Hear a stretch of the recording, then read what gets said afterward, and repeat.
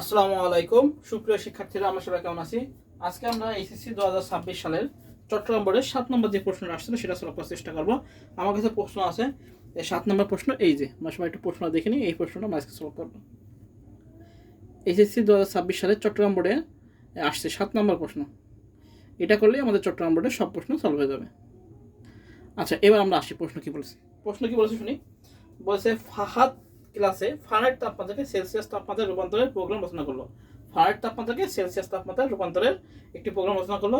তার শিক্ষক বাসায় গিয়ে দুটি সংখ্যার লসাগু নির্ণয়ের কাজ দিন। আচ্ছা, আবার বলছে দুটি সংখ্যার লসাগু নির্ণয়ের কাজ দিন। প্রথম বলছে কি গার্বেজ মান কাকে বলে। আচ্ছা, গার্বেজ মান কাকে বলে? ভেরিয়েবল যখন আমরা কোনো মান নির্দিষ্ট করে দিই না, তখন সে আগের মান নিয়ে কাজ করে, সেটা হলো গার্বেজ ভ্যালু। তো আমরা কিভাবে লিখবো? ক নাম্বার আমরা লিখবো ভেরিয়েবলকে ক নাম্বার এভাবে লিখবো,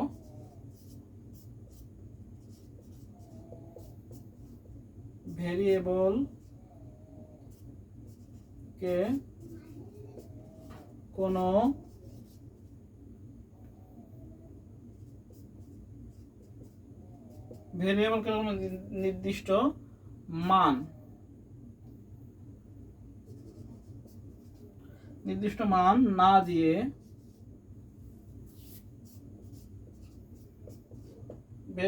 কোনো নির্দিষ্ট মান না দিয়ে ব্যবহার করলে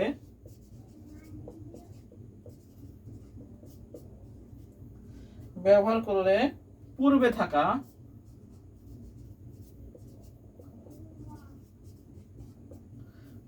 থাকা অনির্ধারিত বা অপ্রত্যাশিত, পূর্বে থাকা আমাদের অনির্ধারিত লিখি, পূর্বে থাকা অনির্ধারিত মান পাওয়া যেতে পারে।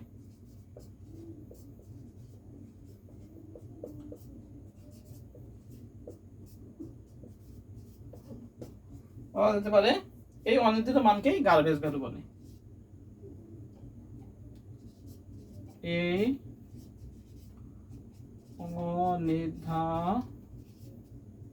এই অনির্ধারিত মানকেই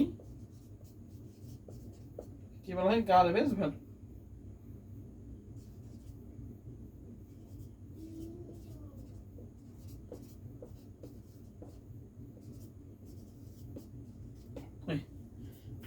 এইটা হলো সংজ্ঞা। ভেরিয়েবলকে কোনো নির্দিষ্ট মান না দিয়ে ব্যবহার করলে পূর্বে থাকা অনির্ধারিত মান পাওয়া যেতে পারে। এই অনির্ধারিত মানকে গার্বেজ ভ্যালু বলে। যখন আমরা ভেরিয়েবলের মান বলে দেবো না, তখন প্রোগ্রামে পূর্বে যে মানগুলো থাকবে সেটাই হলো কি আমাদের গার্বেজ ভ্যালু হয়ে গেছে। আচ্ছা, এবার খ নাম্বার কি বলেছে? যে অ্যালগরিদমের চিত্রিত রূপ ফ্লোচার্ট। আচ্ছা, অ্যালগরিদম কাকে বলে? আমরা জানি সমস্যা সমাধানের জন্য যুক্তিসম্মত পর্যায়ক্রমিক ধারা বর্ণনাকে অ্যালগরিদম বলে, এবং অ্যালগরিদম যা আছে সেটা চিত্ররূপ প্রকাশে কি হয়? ফ্লোচার্ট। আমরা এভাবে লিখবো, কোনো সমস্যার সমাধানের জন্য অ্যালগরিদম ধাপে ধাপে নির্দেশনা দেওয়া হয়। সেই ধাপগুলো বিভিন্ন প্রতীক বা তীর চিহ্নর মাধ্যমে চিত্রের সাহায্যে প্রকাশ করলে তাকে ফ্লোচার্ট বলে। তাই ফ্লোচার্টকে অ্যালগরিদমে চিত্রিত বা গ্রাফিক্যাল রূপ বলা হয়। একটু দিয়ে দিলে আমাদের হয়ে যাবে। কি বলেছে যে প্রশ্ন কি বলছে? অ্যালগরিদমের চিত্রিত রূপ ফ্লোচার্ট। আমরা লিখবো সমস্যা সমাধানের জন্য যুক্তিসম্মত পর্যায়ক্রমিক ধারা বর্ণনাকে অ্যালগরিদম বলে।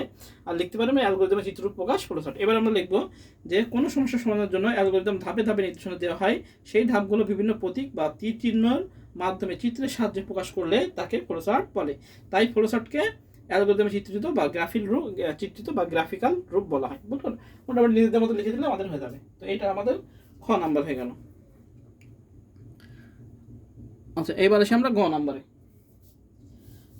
কি বলেছে? গ্রহণযোগ্য ইনপুট মান 0 থেকে কত? গ্রহণযোগ্য ইনপুট মান বলেছে 0 থেকে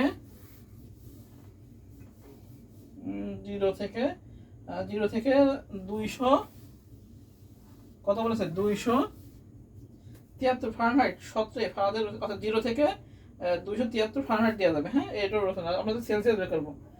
গ্রহণযোগ্য ইনপুট 0 থেকে 273 ফারেনহাইট পর্যন্ত। আচ্ছা, তাহলে এটা আমাদের কি বলেছে? ফ্লোচার্ট করতে। তাহলে শুরু করি ফ্লোচার্ট। এটা আমাদের গ নাম্বার। আচ্ছা, প্রথমে কি করবো? আমরা গ নাম্বার লিখতেছি, যে আমরা লিখবো অ্যালগরিদমের চিত্র প্রকাশকে ফ্লোচার্ট বলে। এটা লেখার পরে আমরা করবো, এবার লিখবো স্টার্ট নেবো। এবার ইনপুট কি নেবো? যেহেতু ফারেনহাইট কে সেলসিয়াস তাপমাত্রায় রূপান্তর, তাই না? ফারেনহাইট তাহলে নেবো ইনপুট নেবো এফ নিলাম। আচ্ছা এবার হলো আমাদের বলে দিচ্ছে যে সূত্রটা বলে দিচ্ছে যে আমাদের শর্ত বলেছে কোনটা 0 থেকে বলে দিতে হবে। 0 থেকে কত নেব 253, তাহলে আমরা লিখবো হলো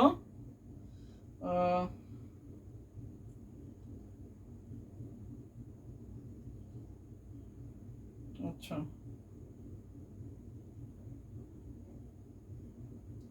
কেন শর্ত দিয়েছে তো, না শর্ত দিয়েছে, যেটা হবে সেটা হলো 0 থেকে আমরা একটু শর্ত দিয়ে করি। আচ্ছা শর্ত যেহেতু দিয়েছে সেহেতু আমরা শর্তটা দিয়ে দিই। আচ্ছা শর্ত বলেছে হলো 0 থেকে কত পর্যন্ত এফ, এফ এর মান কত হবে 273, 273 পর্যন্ত, তাই না?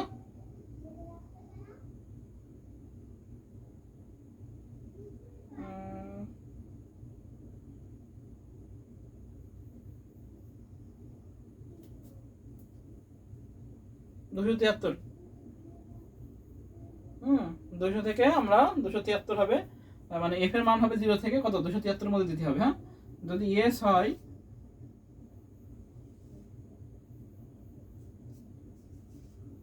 ইয়েস হলে আমাদের কি হবে, ফলাফল হবে আমাদের সূত্র হবে ইয়েস হলে আমরা লিখি সূত্র কি সি সমান সমান এফ মাইনাস 32 গুণ 5/9, আর নো হলে দেব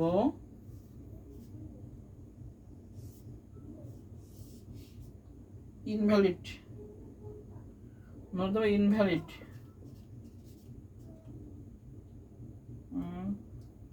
নো হলে দেব ইয়েস হলে এটা হয়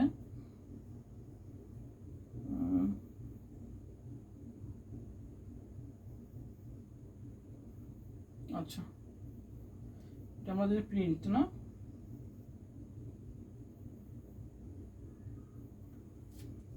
আচ্ছা এটাকে আমরা এইভাবে না করে কোনোভাবে করতে পারি, শর্তটা দিয়ে দিতে ঝামেলা করতেছে, শর্তটা আমরা যদি এতে রাখি তাহলে হলো শর্তটা আমরা এতেই করে দিই।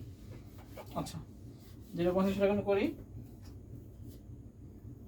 আমাদের বলছে 0 থেকে কত 0 থেকে আমরা এতেই প্রক্রিয়াতেই করি, আমরা কোনো মান না দিই।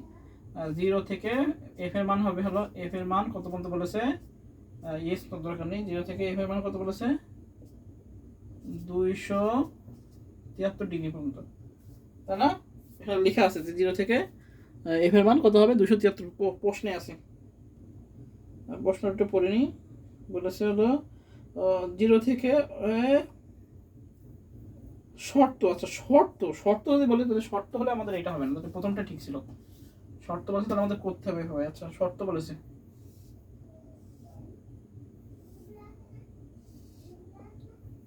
শর্ত দেব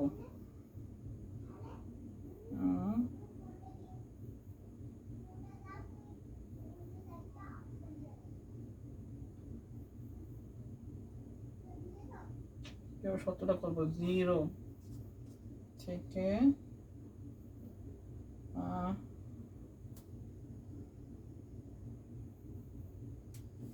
0 থেকে এফ, এফ কত পর্যন্ত হবে আমাদের 273,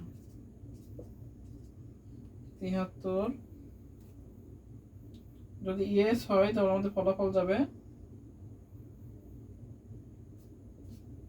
এখানে, যদি আমাদের ইয়েস হয়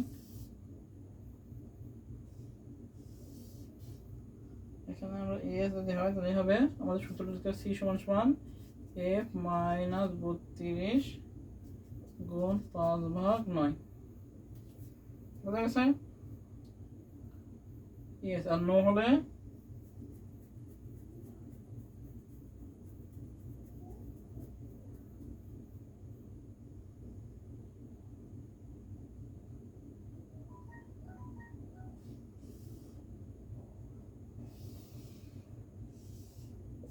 ইয়েস হলে এভাবে চলতে থাকবে, ইয়েস করে দিই ইয়েস, আর যদি নো হয়, নো হলে আমাদের প্রিন্ট বের করে দেবে, প্রিন্ট সি, এটাই আমরা পাচ্ছি।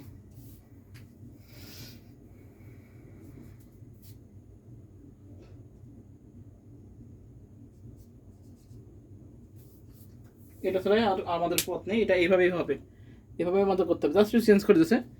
স্টার্ট যদি করি আমাদের প্রিন্ট কি বলেছে এখানে শর্ত দিয়েছে, শর্তকে 0 থেকে 245 ডিগ্রির মধ্যে করতে হবে। যদি ইয়েস হয় তাহলে সি সমান প্রসেসটা করবে এফ মাইনাস 32, তাহলে এখানে আমরা ছোটদের এফ দিছি,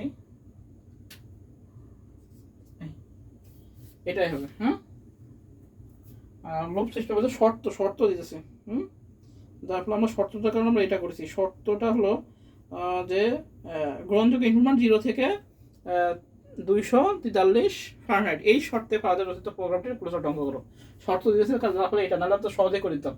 স্টার্ট ইনপুট এফ নিলাম, তাহলে এফ এর মান কি হবে 0 থেকে কত হবে 243 মধ্যে হবে। যদি হ্যাঁ হয় তাহলে প্রসেস করবে সি সমান এফ মাইনাস 32 গুণ 5/9, এটা সূত্র আমরা সবাই জানি।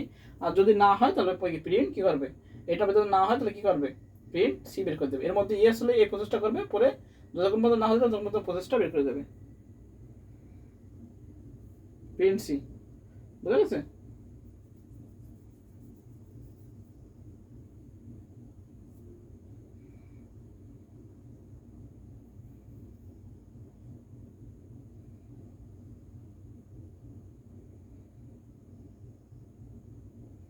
আচ্ছা, এবার ঘ নাম্বার কি বলেছে যে মুছে দিই ঘ নাম্বার।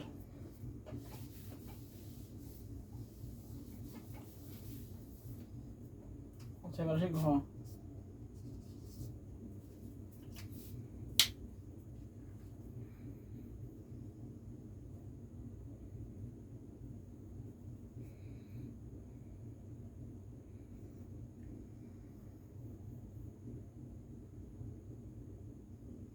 বা এটাকে আমরা আরেকভাবে করতে পারি, যেটা আমার মনে করি খটকা দিচ্ছে, সেটা আরেকভাবে একটু করে দিই।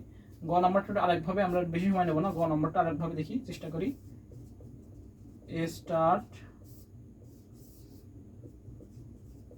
ইনপুট এফ আরেকভাবে করাচ্ছে, শর্ত 0 থেকে এফ এর মান 243, হ্যাঁ 243,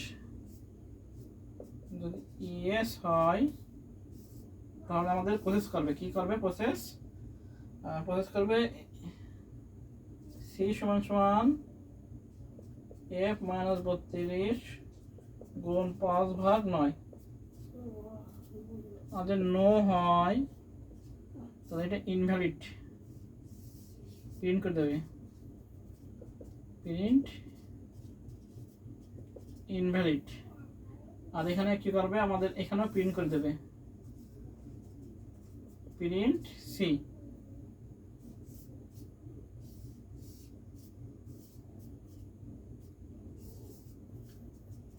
এই আরেকটা,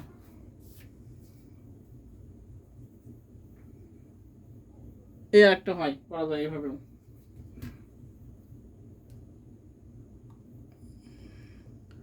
এভাবে করা যায় যে শর্ত সাপেক্ষে আমাদের এফ নিলাম, এই যে 0 থেকে যদি ইয়েস হয় তাহলে কি করবে, সির মানটা ইয়ে করবে, প্রিন্ট সি বের করে দেবে। আর যদি নো হয় তাহলে কি করবে, প্রিন্ট ইনভ্যালিড দিয়ে ইন করে দেবে, শেষ করে দেবে। এটাও আমাদের হবে, যে যেভাবে করবে সেটাই আমাদের হবে। দুই সিস্টেমে দেখাই দিলাম।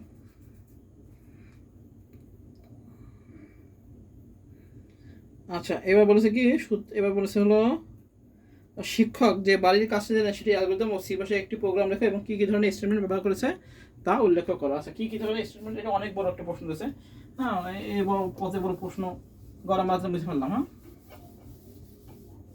এবার আমরা ঘ নাম্বারটা করবো। দুইটি সংখ্যার লসাগু কি দিয়েছে, অ্যালগরিদম আর সি প্রোগ্রাম দিয়েছে।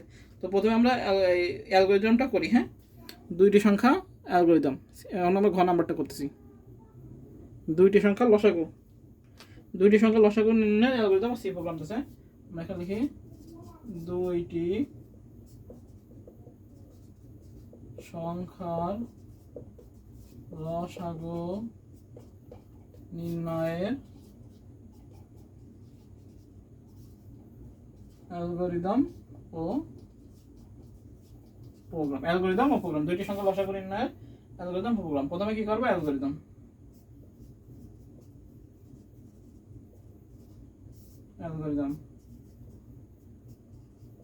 ধাপ 1-এ প্রোগ্রাম শুরু করি। ধাপে কি করলাম, প্রোগ্রাম শুরু করলাম। আচ্ছা, ধাপ 2,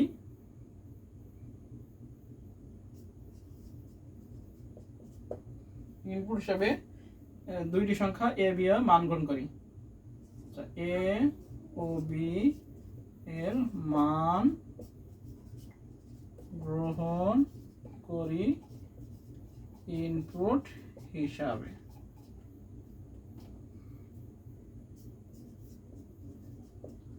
এবার আসে ধাপ 3। তাহলে এ আর বি এর মধ্যে যেটা বড় সেটা নির্ণয় করবো, সেটা আমরা ম্যাক্স রাখবো। তাহলে ম্যাক্স সমান সমান লিখবো এ ও বি এর মধ্যে বড় সংখ্যা নির্ণয় করি, মধ্যে বড় সংখ্যা নির্ণয় করি। এই যে ম্যাক্স সমান সমান এ ও বি, তাহলে এর মধ্যে ম্যাক্স যেটা বড় হবে সেটা আমরা রাখবো। আচ্ছা, ধাপ 4 আমরা এক্স ওয়াই তে করেছি, মাহবুবুর মাসালা বইতে আমরা একটা নতুন সিস্টেম করেছি।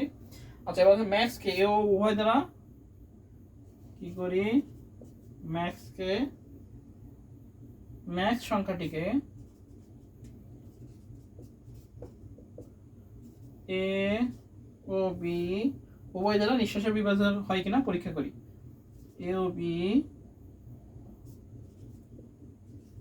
উভয় দ্বারা, মানে এ ম্যাক্স কে এ ও বি দ্বারা ভাগ করে যদি ভাগশেষ 0 হয় আর কি, নিঃশেষে বিভাজ্য বলতে ভাগশেষ 0, উভয় দ্বারা নিঃশেষে বিভাজ্য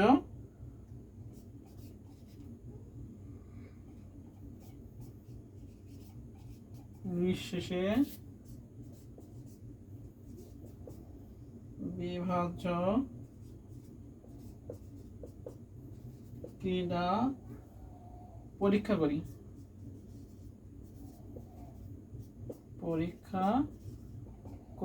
আচ্ছা, এ max সংখ্যাটিকে A R B A দ্বারা একবার ভাগ করবো, বি দ্বারা ভাগ করে নিঃশেষে বিভাজ্য হয় কিনা তা পরীক্ষা করি। আচ্ছা, ধাপ 5 নিঃশেষে বিভাজ্য হলে আমরা লিখবো বিভাজ্য হলে এলসিএম মানে লসাগু, এলসিএম হিসেবে প্রদর্শন করি,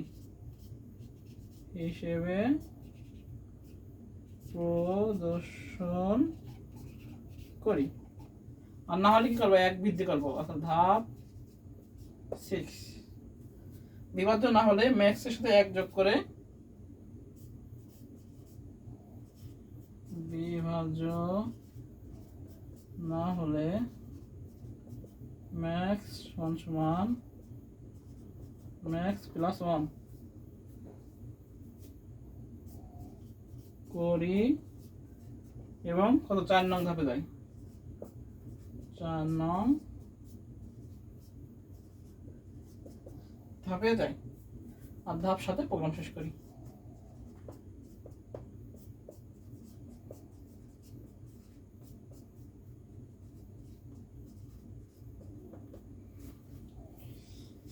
এই হচ্ছে আমাদের অ্যালগরিদম।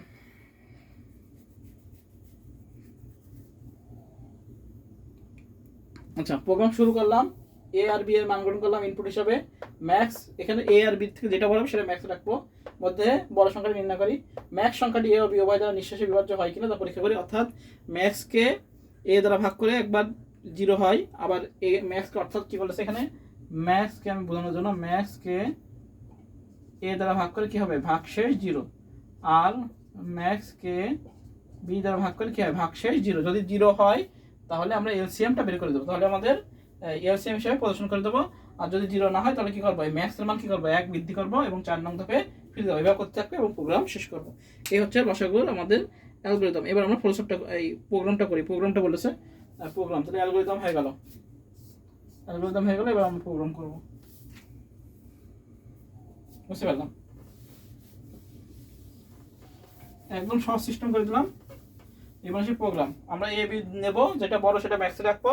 এখন দেখবো যে দুইটা ভাগশেষে বিভাজ্য কিনা, যদি হয় তাহলে এলসিএম হিসেবে বের করে দেবো, যদি না হয় ম্যাক্সের মান 1 বৃদ্ধি করবো আর কি করবো, শেষে প্রোগ্রাম শেষ করে দেবো। এই একদম সারমর্ম হয়ে গেল। আচ্ছা, এবার আসি প্রোগ্রাম ইনক্লুড stdio.h আচ্ছা, তারপর কি দিই int main,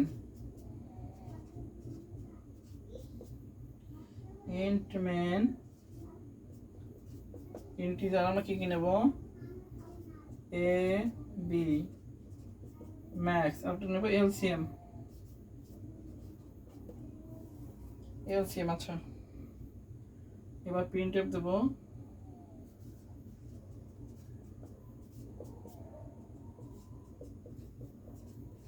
inter two numbers,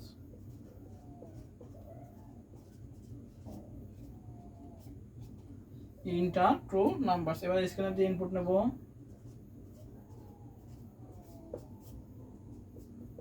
%d a b নিলাম। নেওয়ার পরে এবার ম্যাক্স করবো, তুলনা করবো, ম্যাক্স কি করবো, এ বড় বি, এখানে প্রশ্ন করতেছি a:b। এইটা মানে হলো আমাদের যদি এর থেকে বি বড় হয় তাহলে এ, আর যদি না হয় তাহলে কি বি, বুঝা গেছে? এটা মানে তুলনা করছি, এর থেকে কি বি বড়, যদি এ হয় তাহলে এ বড়, আর যদি না হয় তাহলে কি বি বড়। ম্যাক্স সমান আচ্ছা হোয়াইল দিতে হবে এটা 1। আচ্ছা এবার আসি, এবার আমাদের প্রোগ্রামে তো ঢুকবে, এবার আমরা তুলনা করবো ইফ যদি ম্যাক্সকে এই দ্বারা ভাগ করে ভাগশেষ 0 এবং ম্যাক্সকে বি দ্বারা ভাগ করে ভাগশেষ 0 হয়, তাহলে এলসিএম সমান ম্যাক্স ব্রেক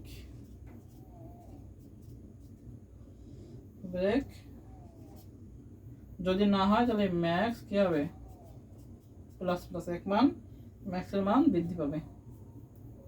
এটার আমরা কন্ডিশন এখানে শেষ করে দেবো। এবার প্রিন্ট এফ দিয়ে বের করে দেবো, print F print F LCM is সমান %d এলসিএম, রিটার্ন হিসেবে প্রোগ্রাম শেষ করে দেবো।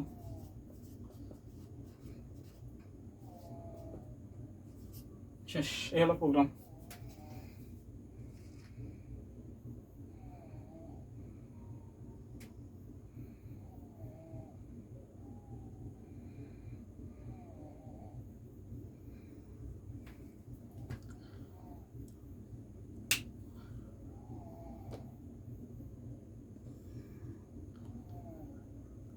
এই হচ্ছে আমাদের প্রোগ্রাম।